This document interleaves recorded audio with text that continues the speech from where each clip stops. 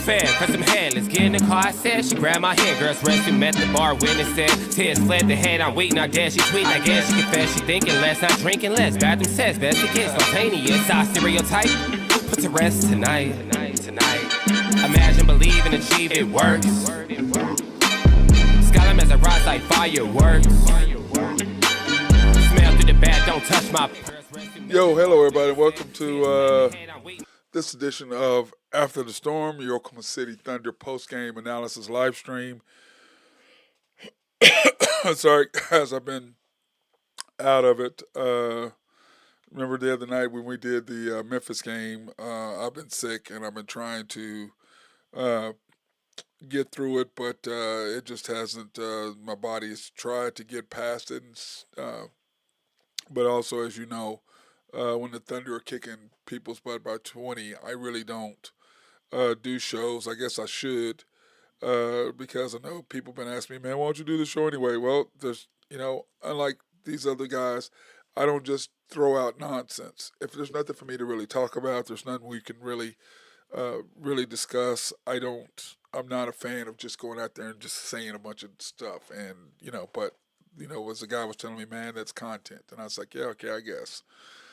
So the Thunder, of course, took care of business 109-96 for a fourth game in a row. Of course, a fifth game, whatever it is. I'm losing track now. 13-1. It's SGA's eighth game he has not played in the fourth quarter. We've only played 14 games. And so the beautiful thing about it is that in 2023-24, what's up, big dog? I've been sick, man. I've been sick as a dog, man. And plus, as you know, I don't really do games where we win by 30. It's a 10-minute show. I'm gonna go over what we did, and it's irrelevant to me. I'm not one of these people who like to just do shows and do shows, and I've been told I really need to, so I guess I'm gonna have to rethink that and probably do that. And then I've just been sick, man. I just been sick. Like, I did the show when we played Memphis, got sick, tried to do my show the next day, lost my voice. So it's just I just haven't been. It's been in and out. And then Wednesday we played the Lakers. Went to the Tuesday night game. We blew out Golden State. Went to Wednesday night. We blew out the Lakers, and then we finally had a game. So the two teams that we should have blown out, we had tough games with. The two teams that we was expected to have close games with, we blew their asses out. So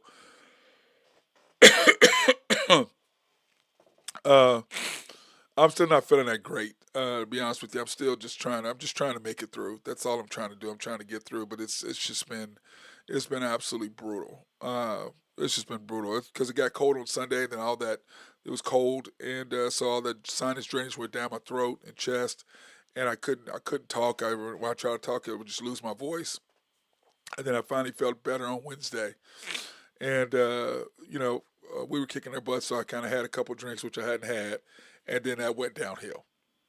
And then I was out of it Thursday, out of it Friday, and finally today I started feeling better, and so we're doing the show tonight. Plus, it was a good game for the most part. But like I said, the fact that SGA has not played in 8 fourth quarters.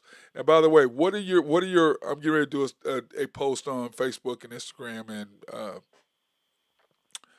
I said that originally in 2023-24, SGA had 5 games he did not play the fourth quarter.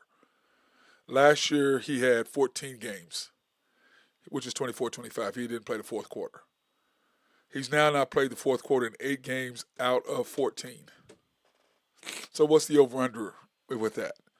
And so, and then of course we've just won our 22nd straight against the East, which is just crazy what that number is. And I just think about what our team is and what we do, and the fact that we're now 21-1 without J-Dub, which is another insane number. Let me put that down. I forgot to mark that down. 21-1 without J-Dub, which is just insane. We're not even all the way healthy yet. But you got to take your hat off to my guy, A.J. Mitchell, and what A.J. Mitchell has meant to this team since he's been taking over. Now, my only issue with A.J. Mitchell is pass the damn ball at the end of the quarters. Quit trying to act like you're the man. You ain't the damn man. You're a second-year guy who's trying to make a little name for himself. Pass the fucking ball. to SGA and let him do his thing. Every time you don't, we don't. Bad things happen. J-Dub did the same thing. Pass the damn ball. Pass the ball. You ain't the guy. We got the guy who's rolling, and we are the only team. Now, I don't know if this is because it's the coach, and I probably is, but we're the only team that doesn't give it to their superstar to end the quarter. You don't see nobody now get past the ball to Steph Curry unless, oh, that's right, Poole didn't, and he's no longer there. You give up the ball to your superstar, to your MVP, and then you mount up and see if you can get an easy shot. That's what you do. OKC is just so good. We can use the 4 to develop our young talent. Okay, whatever. I noticed that tonight he didn't pass it to Chet. Chet was wide open. Yeah, my thing with A.J. Mitchell, like I said, he understands with all the money that's being made out there, he's not going to make the money he wants to make with the Thunder. And let's face it, he just signed a 3-year deal worth, $9 million or whatever, something crazy that we signed him to last year. But he was hurt. And we were like, here, this is what we're going to give you. So we got him for nothing. He's for nothing. And I think he's trying to show that he is worth more than that. He's worth $100 million, and he probably is. But he ain't going to get that here, and he's going to be stuck here for the next couple of years. So he can only continue to do what he's going to do. Now, that being said, I'm a huge fan of A.J. Mitchell's.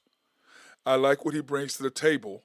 But my thing is with him, it's like SGA said about him. He's out there playing, just out there hooping. Like he's playing street ball sometimes. He's not playing team ball. He's playing street ball sometimes. And he just gets it in his mind, this is what he's going to do, and he's just not there yet. Now, can he develop the skills and get there? Yeah, the more you do it, the better you're going to get at it. That's just how it works. But I don't like the fact, like tonight, SGA had, not 10 or whatever in the third quarter, and he's trying to 20, 30 seconds left, get the ball up. What are you doing? Why are you? And it's every time, I tell you this, every single time that when the SGA comes to set the screen and then the key pops off to the right, he shoots it every single time, whether he's going left or right. Now, left, I don't mind so much because you have a floater, you have a teardrop, you have the left-hand hook shot, you have all kinds of, because you're left-handed. But right-handed, that's not your skill. You have no right hand at all. You have a right-hand layup. That's it. You have no right-hand floater. You have no right-hand teardrop. You have no right-hand hook shot. Everything you have with your left, you don't have with your right, except the fact to shoot a layup. So to me, that's my only thing with him is pass the damn ball, bro. That's my only thing with him. Other than that, plays excellent defense, except against the Laker game and tonight too, he's a little less aggressive trying to go after loose balls for whatever reason. And I'm sure they're going to address that with him if they haven't already. Because, dude, there's been several times you're watching that you could easily got your hands on the ball, but you're watching. At least two times I know of in the Laker game that I'm sitting there screaming because I was griping about it in the game. Like, what the hell are you doing, bro? The ball is right there. Be aggressive. But, once again, he's young. Once again, I believe he should have been playing at the end of last year in the playoffs, and I think we'd have been a better run. And then I will say this. I do love SGA's analogy of last year, saying if you haven't watched Starting Five, and then you watched that, which was great, season 2. And then he was talking about when they were interviewing him about last year, and he's like, yeah, I'm not happy with it. We won, but, I don't like the way we played. And he's right. We did not play up to our standards of what we were during the season. We did not do that. Now, I believe that's a part of the first year going to the playoffs. Do everybody remember the 91 Bulls? Most of y'all don't. The 91 Bulls, they beat the Lakers. They didn't play that great, but they played good enough to win. The Lakers were just getting old, I believe. But the Lakers just weren't ready, and they got ahead and win. Then 92, they came back out, and they had, I believe, arguably, they did have the Dennis Rodman year where they were not 72 and 12 or whatever, 72 and 12, 71 and 13, whatever it was, 71 and 11, what was it? There's 82 games, so 71 and 11 or 70 and 12, whatever it was, they were. I will say this. 72 and 10. I will say this. This team is reminding me of that a little bit, that 91, 92 Bulls team, that 92 Bulls team that really didn't know what they were doing in year one, but, were talented enough to win because they had Jordan. And then year 2, they just stepped on the gas and was just done. Year 3, they come back and win it again the third year. Then, of course, Michael leaves the fourth year, and then they take their team apart the 5th year, and then the next year they get Dennis Rodman, and then they go on another 3-year run. So when I look at our team reminds me a little bit of that 91, 92 Bulls team that's just stepping on people's throat against the really good teams. Against the other teams, yeah, we're winning, but I mean, let's face it, we lost to Portland, and I was talking about this today with my boy Galen about that, and we were talking about that, and I said, man, to me, we lost that game because, yes, no Chet, no Caruso, no Dort, no J-Dub, and then it was somebody else missing. Was it Isaiah Joe? It was somebody else missing. Or maybe it was Kaysen. Somebody else missing. And I was like, you had a 22-point lead, and in the second quarter, your lineups. And, he goes, what do you think about Mark? We're 12-1. I go, bro, you don't talk to me about the game. You and I don't look at the game the same way. You look at the game, oh, we're winning. I'm looking at the game, well, what are our weaknesses? What can we get better? How do we do this? That's how I look at the game. I don't look at the game as, oh, we're winning. We're winning, but how are we winning? What can we get better at? What are our weaknesses? Because I can promise you, my weaknesses and the weaknesses I'm looking at, the other teams are seeing it too. I promise you they are. So those are the things that I'm looking at, and that's where I'm at. There are times when AJ does give Shea a break with taking over the game, but he knows when to pull back. That's my point. I agree with that, but I'm saying at the end of the quarter, give the damn ball up. I'm talking about strictly at the end of the quarter. Okay, strictly at the end of the quarter. Okay, that's why I'm not arguing with that. So just at the end of the quarter, give the ball up, and then sometimes he does. But tonight he went on that, and you can just see SJ getting frustrated. Dude, pass the damn ball. You ain't the guy. You're never gonna be the guy here. You might go somewhere else and be the guy. Then when you are the guy somewhere else, the guy that's guarding SGA that's not guarding you will be guarding you. That's the best defensive player on the other team. The two best defensive players on the other team. They're gonna be guarding you. And then we'll see what you can do then. That's why you'll feel that three-peat. I'm all about that. Too many fans say you wouldn't have won if Halliburton wouldn't have gotten hurt. I still believe we would have won at home. I think the game would have been closer, but I believe that SGA would have done what he needed to do down the stretch because if you watch the Laker game, when Luka started scoring, what did SJ stop passing the ball and just went right after and he scored 7 straight. Or 8 straight, whatever it was. That's what he does. Because he's just like, listen, I'm going to do what I need to do for us to win. I believe that's what would have happened in Game 7. Okay? But I can listen to all the nonsense. I think it would have been closer, but I think we'd have beat them. Because Halliburton wasn't going to keep shooting like that. Just like tonight. They're not going to keep shooting what they have. What were they in the first half? They were 10 for 24 from 3 in the first half. You're not going to keep doing that. Come on now. And they didn't, and then we stretched out the lead, and then, of course, they came back against the second team, or third team. That is what's driving us to dominate as much as we are now. I agree. I think SGA said, and he set the tone like, listen, I'm not happy with what we did last year. We didn't finish it off like we should have. And like I said, that 91 Bulls team that beat the Lakers, and they came back the next year, and they just were a different mentality. And a lot of people believe, including me, that was their best team ever before they got Dennis Rodman, when they had Horace Grant. That team was ridiculous. Inside, outside, Kukoc, they can do whatever. And I think we're doing the same thing with us defensively. I mean, what were we last year? Let me see. Last year we were I'm sorry. I'm sorry. Excuse me, guys. Last year, we were 12.8 points per game winning percentage. This year, we're 15.5. So last year, we were beating teams by an average of 12.8. This year, we were 15.5. Okay? And last year, we were 106.6. This year, we're 103. So we're doing the things that we need to do to win the games, and it starts on the defensive end because, like I said, long shots.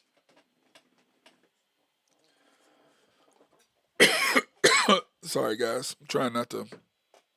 I don't know how much longer I'm going to be able to do the show, but I'm just trying to get healthy is what I'm trying to do for this next stretch. Anyway, what we do defensively, Our perimeter defense does what? Force you into taking long shots. Long shots equal long rebounds, equal transitional baskets, equal flow of the game. Turnovers defensively equal transitional baskets, equal flow of the game. Now, one thing that I am going to check on that I need to see is transition defense. Last year, we led the league in transition defense, which means if we turned the ball over, they did not score on us. It was hard for them to score us. If we took a long rebound, a long three shot, whatever, transitional baskets, we didn't really give up a lot of them. This year, I noticed that we've been giving up a lot of them. We gave up a lot of them. We gave up, I think, one tonight, but against the Lakers, we gave up a couple. Against Golden State, we gave up a couple. Memphis, we gave up a couple. So I need to go back and see what our transitional basket rating is. What did we give up defensively in transition? Because that's what makes the difference. If you can get turnovers and you can get long jumpers and you can get easy transitional baskets, you get flow in the game, but you prevent them from doing the same, then it doesn't allow them to get in any kind of flow offensively, which means what? That means you can lock down to them half court easier. You can force them into taking more time off the clock, which stretches the game, which allows us to be more physical. And I noticed the teams are getting more physical with SGA. Like, he got thrown down 2 or 3 times tonight. I'm like, really, referees? He's the MVP and this is what y'all doing? Come on now. Let me see.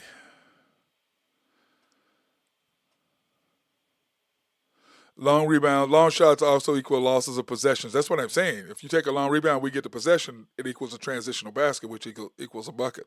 Now we have the perimeter defense, and that's something we didn't have in previous. That's not true. I said 3 years ago when we won those 40 games, I said we need perimeter defense, we need inside presence, and we need shooting, perimeter shooting. Those are 3 things we lacked. Okay? And then what do? We improved our perimeter defense when we got Kaysen. And then we improved our inside play. We improved our perimeter shooting and our perimeter defense 2 years ago. And then last year with iHeart and Caruso, that solidified everything that we needed to do. Defensively, perimeter, yes, locked down. Inside presence, yes, locked down. Perimeter shooting, yes. Now this year what's been suffering is our perimeter shooting has gone way down this year. And we've got to fix that. But I believe you watch what SGA's numbers are slowly cranking up. Chess numbers are still really good. So the guys who really need to score are doing that. But Carlson, he's missing wide open shots. Isaiah Joe is back to making shots again, shooting 42 or so percent. But those are things that we have to do. Let me see. Yes, we did have perimeter defense. Yes, we did. Yes, we did. Yes, we did. If you go look at what our defense is, and I was preaching that year that we lost to Dallas. Okay, what I was saying was when we lost to Dallas is our perimeter defense had gotten better, but inside presence, which was killing us, which hurt us against Dallas. So I said, what we need to do is improve that, which when we got iHeart, and Nathan Taylor and I were talking about that, we need iHeart. That's the guy that's going to be the guy that's still, or get us a young guy like Zach Edey. That's who Drew Henthorne wanted. I'm like, Zach Edey's not what we need. iHeart was the perfect guy to do what we needed to do to fit in our system to solidify our inside presence. We already had perimeter defense. We already had outside shooting. We were missing perimeter. We were missing inside presence. And when iHeart did that, and then when we added Caruso, along with Dort, along with Kaysen, along with J-Dub, along with SGA, that perimeter defense just went to another level. But you can go back and look at the numbers because that's what I said. That's what I've been talking about that all along. Because I've been watching us play since 2020, 2021, when SGA, when we got rid of everybody. When Chris Paul left, we got rid of Chris Paul. We got rid of Schroeder. We got rid of Gallinari. We got rid of everybody. And who we were left with? We were left with SGA. We were left with Dort. And I think Wiggins and K-Rich. I think those were the ones that we started with. And then we got Josh Giddey that year. Then the next year we come back and we win 40 games with adding J-Dub. We didn't get Chet, but we added J-Dub. And we had Isaiah Joe. We had K-Rich. We had Wiggins. We had J-Dub. We had Dort.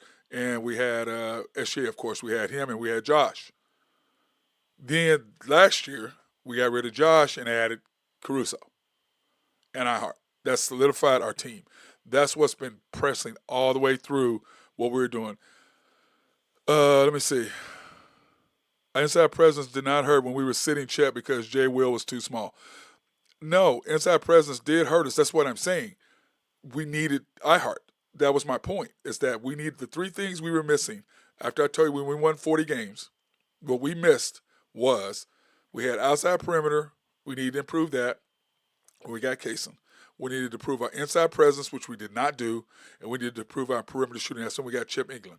So our outside shooting improved, our perimeter defense improved, but we had no inside presence. Then we got iHeart, and then that solidified that along with Kaysen, along with Caruso. Because when you got Caruso, now you got Caruso, you got J-Dub, you got Kaysen, you got SGA, and you got that's your and Dort. That's your perimeter defense.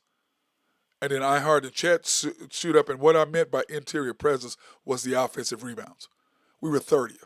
That's what I meant about inside presence was offensive rebounds. Okay, I agree. Hartenstein helped, but you were the one advocating for Edey. Okay, well I knew somebody was. I didn't remember who it was, but he didn't fit. I didn't want Edey. He can't give us anything. He's a stiff outside. He cannot. You look at iHeart.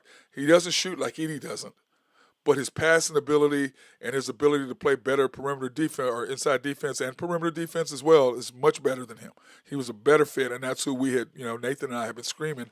That's the guy we wanted all along. So I was happy about that. But that being said, the reason why we have won the last 2 years is because at some point in the second and third quarter, or some point in the fourth quarter, we're going to go on a 3 to 4 minute tear where we're going to go on a 12-2 run, a 15-5 run, a 20-6 run, or something like that within a 3 to 5 minute ratio, whether it's the second quarter, but usually in the third quarter and the fourth quarter, we're going to go on a run.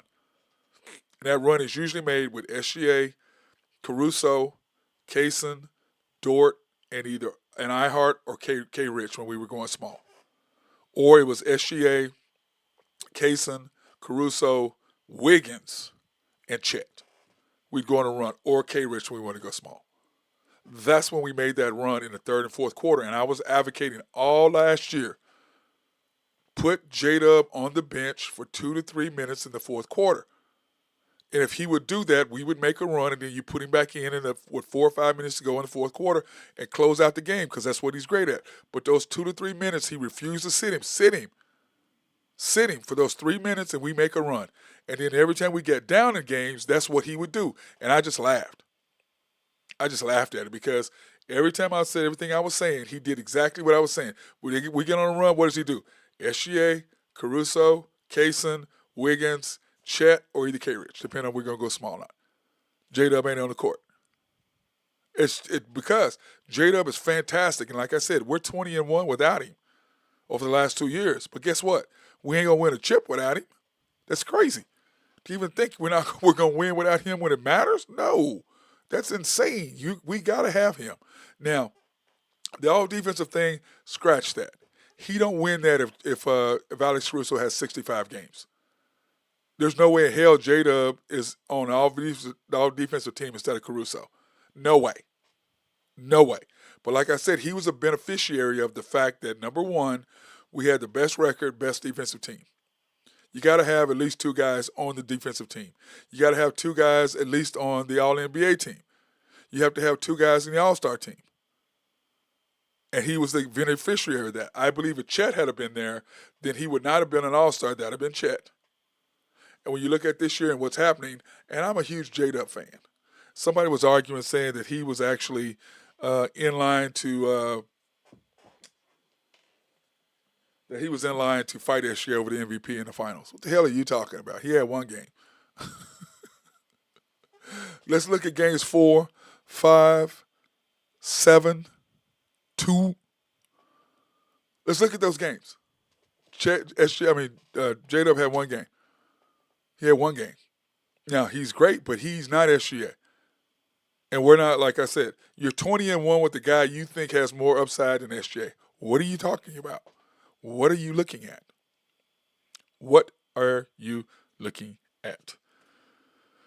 So, when I'm looking at this, then the first quarter score was 30-30. Then we went on a run, and, of course, at the halftime, the score was 55-52. We made a run on them, of course. And then we start the third quarter, and SGA does what he does, and we did what we did. Defensively, turning them over, knocking down baskets, getting into the floor game because of turnovers, and it makes all the difference. That's just who we are. It's how we win. It's how we beat people. It's not rocket science, people. It's really, really not rocket science. It's not hard because of who we are as a group. It starts on the defensive end, and then it just goes from there. But like I said, when you watch I don't know if you guys watched the Spurs Warriors game last night. Steph Curry went on a tear, scored 10 straight, and then what happened with their team? They went on a tear, came back and beat them. Same thing with SGA. When he starts scoring and he starts scoring, we start getting on a groove, we start winning. Like the Laker game. He just came over, took over. Like tonight, all of a sudden, here comes AJ Mitchell, here comes Kaysen, here comes Chet, here comes whomever. You had everybody Dort trying to make. What are you doing? I don't want Dort doing anything but shooting threes. That's my problem with Dagnall. He's sitting there trying to develop players to make them more. No. This is who he is. Know who people are. Part of being a smart coach, part of understanding basketball is, here's your strengths. Let's improve and get on your strengths. Let's not try to make you turn into a ball handler that gets us in trouble. That's called losing a possession. Possessions matter. Lineups matter because it does what? Lead to flow of the game. And because of your lineups, you have to call unnecessary timeouts because of your substitution pattern. It is what it is, and that's what we have to live by with this guy. And, but does he do great things? Yes. Out of bounds plays? Yes. Development talent? Yes. But to me, it's like all I want Dort doing is shooting threes and playing defense. That's it. I don't want him trying to take nobody off the dribble. He tried to do that 2 times tonight. What happened? Nothing good. That's not who he is. Quit trying to make him into something he's not instead of making what he is better. As a coach, I would say, okay, this is your strength. Let's do this to make your strengths better. That's what I did as a coach. That's what my coach did. Okay, how do we make this kid good at what he is instead of trying to make him into something he's not capable of doing? At this age, you are who you are. You are what you are. You can improve what you are, but you are what you are at this level. You are who you are at this level. Now, can you get minuscule better at your ball handling? Yes, but it's too late. You got to do that at an early age. Can your shooting improve? 100% your shooting is the one thing can improve. That's simply by taking shots, repetition. Can you play defense? Defense is about what? Heart and desire. It's strictly about heart on how much you want to work. That's all it is. And that's what the Thunder is. As a group, the Thunder team, they have the ability to want to play defense, and they're all bought in. And it starts with number 2. And it leads off. It's like KJ, like Kaysen. 2.3 steals per game. He's leading the NBA. Now, offensively, I want him to get better, but he's so focused on his defense. Why is that? Because I think he realizes he's Lou Dort's heir apparent. That's what I think. And I think you guys think the same thing. I think he's Lou Dort's replacement because at some point in the next 2 years, and remember, you have a 5-year window as a team to get your championships. We're in year 3. Year 1, we get upset by the Mavericks. Year 2, we win it. Year 3, we come back even better. Because now we understand how to win, which we have developed over time. What happened since 2021? How did we win? Oh, none of y'all were watching. I was. We played great defense, and we SGA closed the door. At 22-23, we played great defense, SGA closed the door. We had 40 wins. I'm the only person that predicted that. All these people who have all these thousands of viewers and followers, none of y'all weren't even watching. You don't even know what the hell I'm talking about. All you throwing is a bunch of nonsense and taking videos and all that. That's great, but there ain't no content there, but you ain't telling me nothing. And I listen to some of it every now and I turn it off after about 20 seconds. I'm like, you ain't telling me nothing. Boom, I move on. Give me something. Tell me something that I need to know, okay? Just don't shoot me a bunch of videos or highlights. And I'm not interested. I watched the game. Tell me something I don't know. Like, for example, let's talk about KD. When he had the 72 games in a row of scoring 20 points, do you know that the NBA said, oh, KD has the most since the merger. Most 20-point games in a row since the merger is 72. He's held that record since 2017. Soon as SGA takes the record, guess what it was? Oh, SGA is now the fourth all-time leading person to get 20 points in a game in a row, behind Wilt twice and Oscar Robertson. I'm like, are you serious? Wait a minute. Wasn't KD the fourth? Oh, no, he was the all-time leading after the merger, which is the ABA and NBA, when it came together. I was like, isn't that ironic? Isn't that funny? Isn't that funny to y'all how that narrative changed? Now SGA is at 86. Is that what he's at? 86 games, which I believe on the 29th he will pass Wilt Chamberlain because that's only 6 more games. And in fact, let's go ahead and look at that. The next 10 games. He's at 86 games. So 87 will be against the Pelicans. Okay. 88 will be the Kings. 89 will be the Jazz. 90 will be the Blazers. 91, the T-Wolves. 92, the Suns. So he'll tie Wilt Chamberlain's second all-time leader, the 28th, against the Suns. That's when he'll do that, okay? So when you're looking at the schedule, he will break the record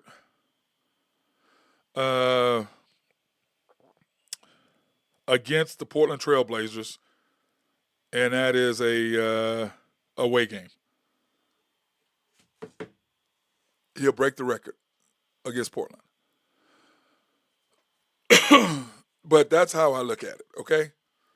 And it's funny to me because SGA going to break that record. He's going to do that because the way he's rolling right now, there's no way he's not going to. It's just not going to happen. Let's go ahead and thank our sponsors. We want to appreciate SRB. If you have needs for engineering, surveying, or planning, hit these guys up. Also, they do have are able to help if you have a water treatment plant in your city or county. Those are the dudes to talk to because, as we always say, who the hell does not like clean drinking water? Oak Grove Trucking, if you have needs for dirt, rock, or sand to be moved, hit those guys up. They love to take care of you and make sure everything is fantastic for you. YNB, family owned and operated since 1912. They are the bank that make things happen. Sorry. They're an equal housing lender, a member of the FDIC, proud sponsor for us to support women, minority, and black-owned businesses in the Oklahoma City area.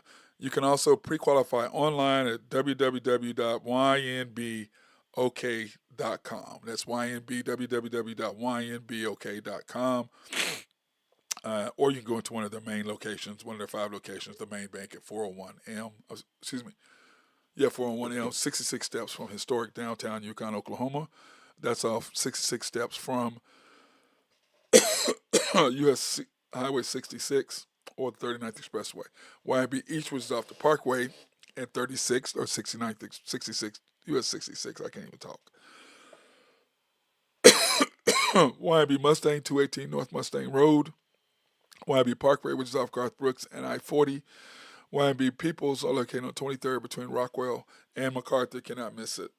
Great. I mean, I love that place. I really do. And then, of course, the House of Creed, handcrafted since 1760. As they always say, Matt, remember, pick the best for your best. So if you're a dude and you like smelling good and you want your woman to smell good, they've got some great female cologne, or perfume, sorry. Go check it out. And then you can go into the Penn Square Mall, which is the West Dillard's. Is for women on the west side of the building. On the east side of the building is the men's Dillard store, and you can go in there for the see Creed either way. Works out perfect. I love it. And then, of course, we will be going to Tulsa here pretty soon, probably next month, to do our show there at Woodland Hills Mall. They've been asking about us, and we just need to figure out a day that we can go to make that work, or a day we can make it work, and we will. We'll figure it out next week. For next month. But anyway, here's the stats when you look at today's game, the box score. Hart, 12 points in 30 minutes. Chet Holmgren, in 32 minutes, he had 25 points, 10 for 20. Hart was 6 for 10 with 11 rebounds, another double-double for him. 2 steals, 5 assists. Chet, of course, 50% from the field, great shooting. I just like Chet. 2 assists, 2 steals, 8 rebounds. Should have been a double-double. There's a couple rebounds I thought he should have had. But once again, 4 offensive rebounds for Ihart and 3 for Chet, which makes all the difference in the world. SGA, in 29 minutes, 33 points. The efficiency of his scoring is just it's insane. His efficiency is just crazy. It really is. And you know what? And then, of course, he was 3 for 4 from 3, and 4 for 5 from the free throw line. Once again, so they can't really call him a free throw merchant because he hadn't been getting calls, and he got the crap beat out of him tonight. 4 rebounds, 7 assists, 2 steals. He just does what he does. He's just an absolute monster. We are so lucky to have him as the leader of our team because he plays both ends. Both ends of the floor. And then, of course, Lou Dort, 22 minutes. He had 3 points, 1 for 4. Lou, I just want you shooting threes, bro, even though he banked one off the backboard. But I'll take it. Doesn't matter how it went in as long as it goes in. 4 rebounds, 1 assist. Defense is his thing. Kaysen Wallace, he's just been growing in front of us since last year. Really has. Kaysen, 10 points in 30 minutes, 4 for 7, 2 for 2. I love when he shoots. I love it when he shoots the basketball, and that's about what I want him averaging, about 10 points a game. That's all we need him averaging, but playing great defense. Then of course, Brandon Carlson tonight, 16 minutes, 7 points, but he had a couple big baskets, tip in dunk, and then cutting through, getting hit on the cut, knocking it down. But bro, 1 for 3 from 3. Come on. We got to have you shooting 3. That's what you're there for. That's what you're good at. You got to really take that down. But let's face it, he doesn't want to screw anything up. He's nervous. He's just out there playing as hard as he can. He hasn't gotten into any kind of flow because last year, a couple games he came in and he helped us win a couple games with his 3-point shooting. So let's continue that. Caruso only played 2 minutes. I'm not sure what happened with him. Isaiah Joe, 21 minutes. 3 points, 1 for 5, 1 for 4. A bad shooting night for him. AJ Mitchell, love AJ. 30 minutes, 14 points, 6 for 15. He took 15 shots. Chet took 20 shots. Now, of course, they both played more minutes than SJ, so you can't really judge that. But 1 for 4 from 3, and what I want AJ to do is I want him to knock down more 3-point shots. Stand there and catch up from your 3-point shots, bro. Do what you can do. I think that's what needs to be done with him. If he can just keep that up, I think it's going to be fantastic. If he can keep those, keep that going. Let me see. There's something that I wanted to share with you guys if I can find it. Let me see. Where is that? Man, I had all this stuff laid out, but I'm not feeling my best. It was something about, I know what it was. Let me see. Let me find this real quick. Okay, my friend Jennifer Falkenstein sent me this stat. Okay, this is crazy. Okay. Jada missing it. The Thunder are 13-1 with Jada missing every game. Lou Dort missing 5 games. Isaiah Joe missing 5 games. Chet missing 4 games. Aaron Wiggins was missing 5 games now because he didn't play tonight. And Caruso basically missed tonight, so that's 5. And Kaysen Wallace missing 1 game. SJ in the fourth quarter just 6 times. So 8 times SJ has not played in the fourth quarter. So what's the over-under? Okay. I'm going to ask you guys in the chat. What's the over-under? I had it at 14 at the beginning of the year, so I'm going to put it at 20. What's the over-under in SGA not playing in the fourth quarter 20 times in 20 games? Okay, that's going to be my question of the day to y'all. My question of the day is going to be that on Monday to my audience, and I may make it up to 25 because, hell, he's at 8. He's at 8 already in, 14 games? So, it has to make it something crazy. But 20 games, let me see how many games we got left. That's 14 games, so there's 68 games left. And in 68 games, he'd have to not play in the fourth quarter 14 more times. 15 times, basically. That's what he'd have to do. Or no, less than that. Yeah. No, he's at 8. So what is that? 8, 13 times. in the next 68 games, he'd have to not play in the fourth quarter. Let's make that 25. Because I think that we've got some teams that he's not playing the fourth quarter because we're playing so good right now. And that's the thing. Wait till we get Jada back.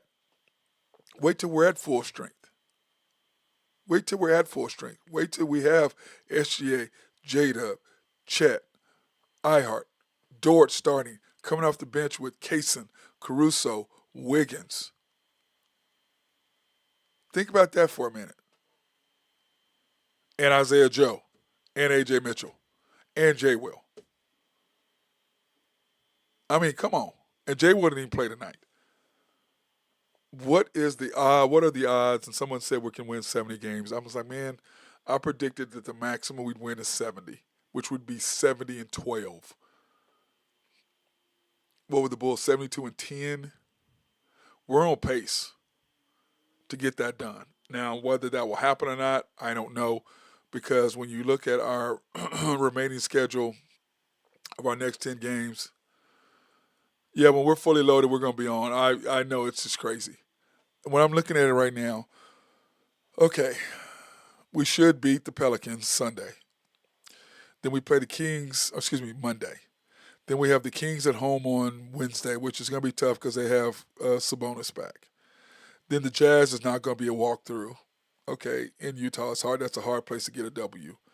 And then, of course, we have the Blazers at home, which will be a payback. And then we have the T-Wolves at home, and then we have the Suns at home. So you've got 3 home games. So 4 out of your next 5 are going to be really, really tough games.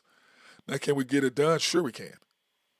But the T-Wolves want to get us back because we basically kicked their ass in the championship finals or the conference finals. Western Conference Finals, we beat them 4-1. It wasn't even close. They spanked us one game, and like I was saying after that game, who cares? It's one game. What difference does it make? It's one game. You only won one game. I don't care if you beat me by 1, by 50. It's just one game. Don't really matter. It doesn't mean anything. You just come back and play next day, and we did. SGA took over and handled the series for us. So when you look at it, this series, this 10 games, 9-1 at worst. 8-2 at worst. 9-1. 10-0, and I don't have. I think we were 15-5 in our first 20 games last year. 15-5. Okay, so in our first 20 games this year, we should be 18-2, 17-3 at worst in our first 20 games this year. So when you look at that and you see what we can actually do here, it's insane what the Thunder's capabilities are. And I was listening to some show and they were talking about, the Thunder are going to get complacent. No, we're not. We don't get complacent. We're on a mission. Why is that? Because our leader is on a mission. He's mad because he feels like the Thunder didn't show their best face of who they really are last year and still won the chip. He believed he did not play well at all in the playoffs, and they won the chip. He's got a chip on his shoulders, and I think he put the chip on his team. Our team has a chip on their shoulder about it.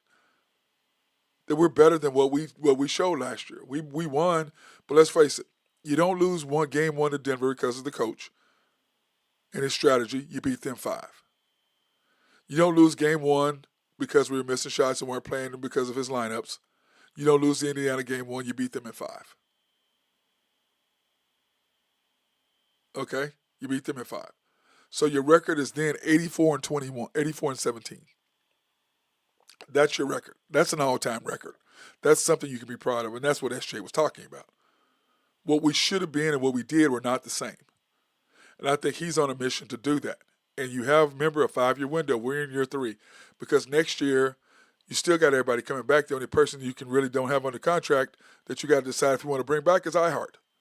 And I think if you had Sorber this year, that decision would be a lot easier, but Sorber didn't play, so do you go ahead and re-sign Ihart for one more year and bring you back? Because it's the team. I think if we win it all, you bring him back, without question. And then you extend him, which you may have to do. You have to extend him for another 3 years, another $90 million or whatever it is. And then at that point, you got to decide who is going to go, because in 27-28, That's when SGA's contract comes due. That's when J-Dub's contract comes due. That's when iHeart's contracts come due, which means that's the first year of their new deals. So that's when everything happens. So what are we going to do at that point? That's what the situation is. That's where the Thunder are at currently. So anyway, I'm getting off this. I'm getting off this channel. I'm gonna go lay down. I got some hot tea, and I'm just not feeling good. And the last thing I want to do is get worse. And tomorrow we have a food giveaway tomorrow at Santa Fe, because what we're trying to do is for those people in SNAP, that need food to feed their families. We're giving away 300 meals or 300 sacks of food tomorrow. So I've got to be ready for that to be up so we can do our civic duty to help these families out that need this, which people talk about, political and all this nonsense. I'm like, yeah, it doesn't matter what the system is. There's always going to be people who exploit it. It is what it is. But for the people who truly need it, these people are starving. Their kids are starving. What is wrong with you because of some illegal aliens who are a small percentage of who really needs this stuff? But anyway, so I'm going to go home and get some rest, and I'm going to stay home and get some rest so that tomorrow I can be ready to help hand out those 300 sacks of food. So that being said, thank you. I'm trying to get well. I just don't, I don't want to lose my voice. I'm trying to stay calm so I can just relax and get better. But this is no joke. This weather is just not good for somebody who has sinus issues. Drainage is just horrible. But guess what? We're 2025 world champions. We are the defending champions of the NBA. We have the best record, and we're off to the best start.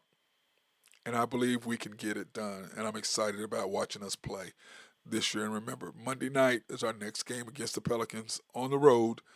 And I'm gonna do a show that night too as well, okay? So that being said, peace out. Have a good one. Thank you guys for your support. Appreciate you.